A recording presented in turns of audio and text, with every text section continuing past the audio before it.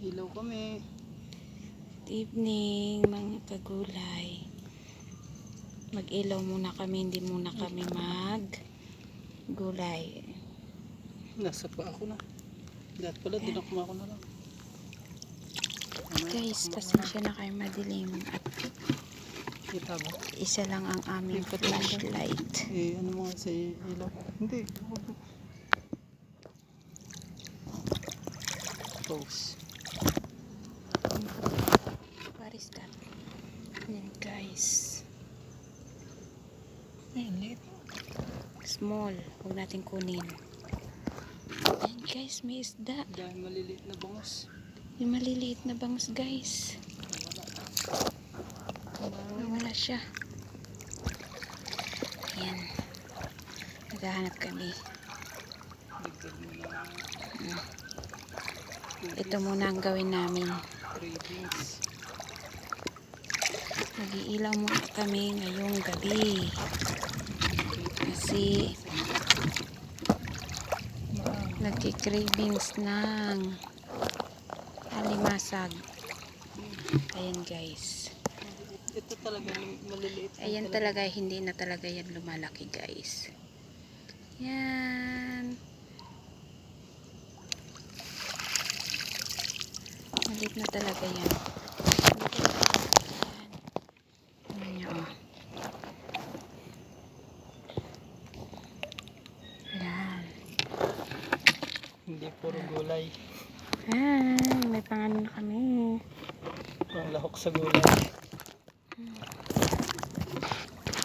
Ito na ang ginagawa namin paggabi pag wala kami magawa, pag hindi kami busy sa gabi. Ganyan, mag-iilaw lang kami. May ulam-ulam. Diba? Kaysa bili ka ng bili ng ulam mo. Pag low tide, kailangan natin mangilaw. Ay, may butas. Hindi natin Okay. makukuha. Guys. Minsan may mga hipon. Hipon dito, may liit. Iyak ang nakaano na malalaki pa. Na-chimpuan. Ayan. Bukas mag-update kami kagulay ng gulay. Anong tawag yan dito?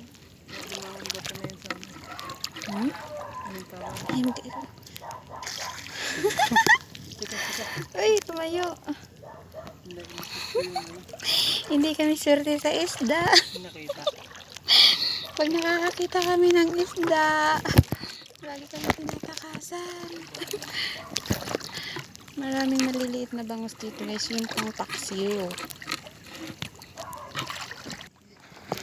Ayan guys. Kita. Ayan. Eh, hindi siya kita. Silaw. Ayan guys. Nagtago siya sa buhangin. Ay! Hindi ko ramdam, nakabuta kasi ako eh. Pas na natin yung pas. Baka hindi para sa atin. Ang tagal. Mahirap guys, kunting tiyaga lang. Kasi pag ganito talaga mahirap. Mahirap hanapin. Yan. Diba? Hindi masyado makita eh. Pag-umat mo naman.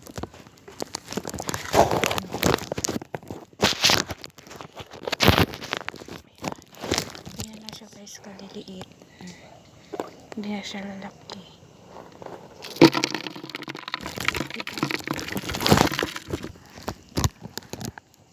Ayan guys. Ayan. Maliit lang siya talaga. Hindi kasi siya mahilig tumubo. Hindi ko Lugin tulad mo. ng Tres Marias.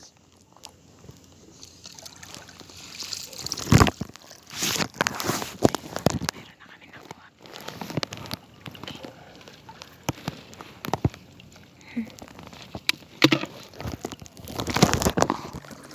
Guys, mahirap siya pero tiyaga lang para magkaulam. Guys, maliliit na hipon. madilim. Pasensya na kayo, madilim. Si, alam nyo na, isa lang ang aming ilaw. Okay, so, hipon. Kailang napakaliliit. Nakuha mo? Wow. Masaya na yung anak namin panganay. Pag nakakahuli kami na kahit konti, ay masaya na siya kasi nakakain niya, nauulam niya. Hipon. Fresh from the sea. Look guys, look. Mahirap siya, mahirap siyang kunin kapag nakalutang. Kailangan siyang nakalubog. Kasi bihira po siyang mahuli pag nakasalok. So kailangan ganyanin siya. Baka magulat kayo, malilit. Ang hirap po kasi lumaki yung mga yan dito. Sira na po kasi ang dagat. Oo. Ganyan lang po siya kaliliit. Hindi po siya lumaki.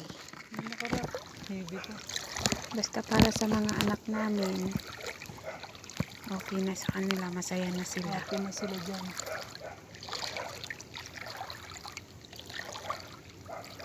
Mahirap po talaga maghanap ng malalaki, lalo na kung dito lang sa tabi. Dahil wala nga tayong bangka at nakakatakot lumaot kapag gabi na. So ganito lang ginagawa namin. Pag uwi namin, masaya na yung dalawang bata, makakita na hipon, alimasa, ganyan, isda. Hihintayin nilang lulutuin namin, tapos kakain na sila. Ayan, daming nagsisitalo na mga isda. Ayan, malabo, hindi nga lang makita. Malabo yung ating cellphone. Meron na naman guys. Ayun, ang bilis niya tumakbo. Pagalan mo lang para mahuli ka namin. Hindi na siya ayun, bumalik siya. Ayun, naghanap siya ng hukay. Naghanap siya ng butas para magtago. Baka sabihin niya andito na naman yung mga hunter. Ito medyo malaki na kapag. Ayan guys, ayan. Ayan o. Medyo malaki na yan. Sarap na yan sa papangalanan na ng panganay namin yan mamaya. Akin yan.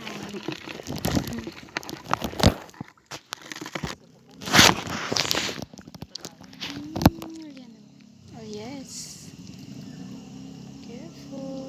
Ayan guys, ayan o. Ang bilis. Ayun, nagukay. Nagtago siya. Kita naman yung mga Alam nyo guys, kahit ganyan yan ay napakahirap hulihin. Mahirap din siyang salukin kasi minsan pag sinalok, malabo lalo yung tubig. Hindi na makita. Ayan. kinakamay na lang. Ayan. Siguro busy ako kumain. Guys, meron pa guys. Mga siniswerte tayo kasi hindi kami nakahuli agad ngayon. Where is it?